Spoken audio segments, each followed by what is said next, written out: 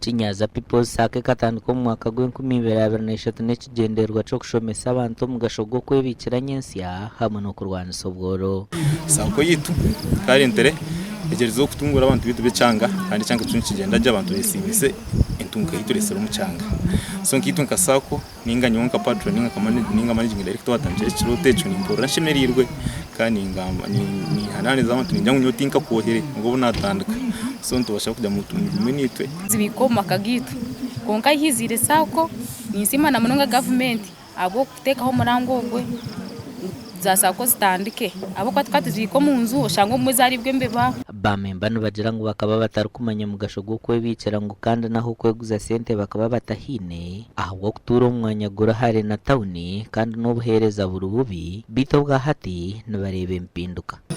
Etwerire mnonga Kinyaza People's Sako ahubwo kuba abantu bakaba batakumanya ikintu cyo kubika etwihire ahantu etwihire mu kintu cyo butamanya icyabantu bemba kwata sente bakazibika mu majugabo abashuma bakaziba.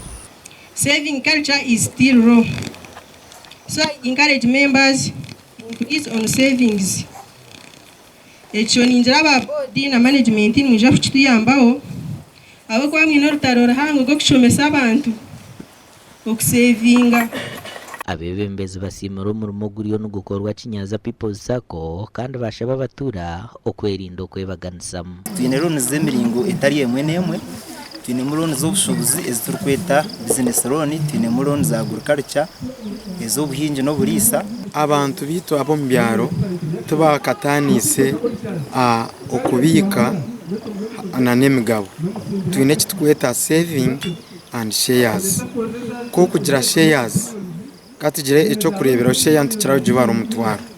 So omuntu yayine shares igana nchimanyisa nabayine million emwe. Kinyaza People's Sako neshango muri Kinyazo muri Nyakayejo omurimba City South. Amakoraga gashakwa netatkunda.